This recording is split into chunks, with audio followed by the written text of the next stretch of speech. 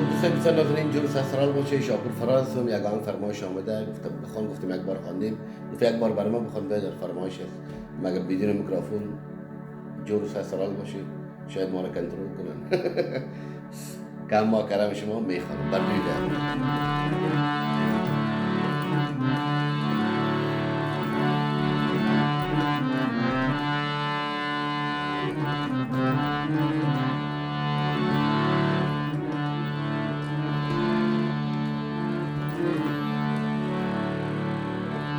ما با قربان تو یار بدگمان یک لحظه سویم نگاه کن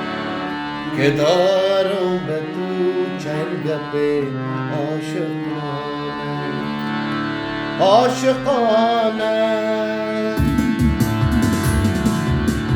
ما با قربان تو یار بدگمان یک لحظه سویم نگاه کن که دارم به تو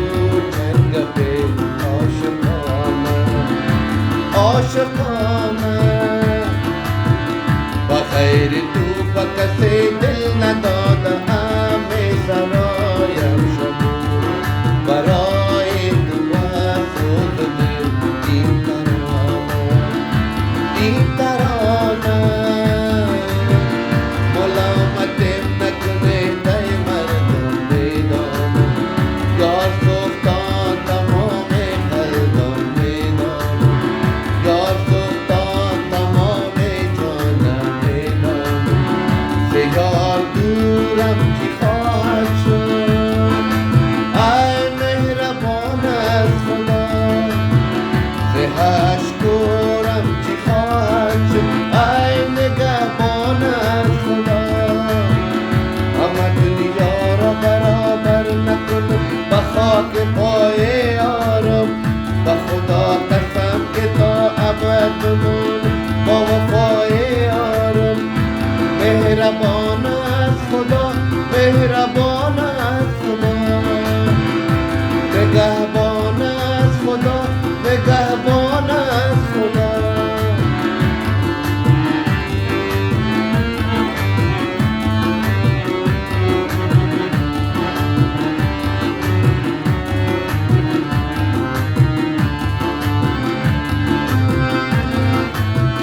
قیامت با من گر رخ نگار نبینم وای خدا چی ساختم به جار و جفا این زمانه قیامت با من گر رخ نگار نبینم وای خدا چی ساختم به جار و جفا این زمانه دعا کنه که دیدار تا قیامت نماند خدا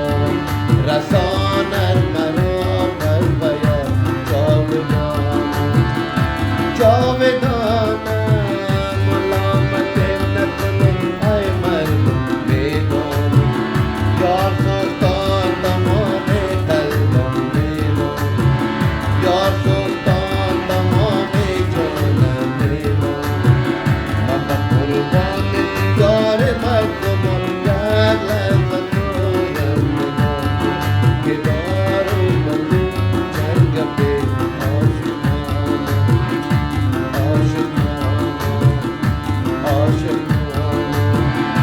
عاشقانه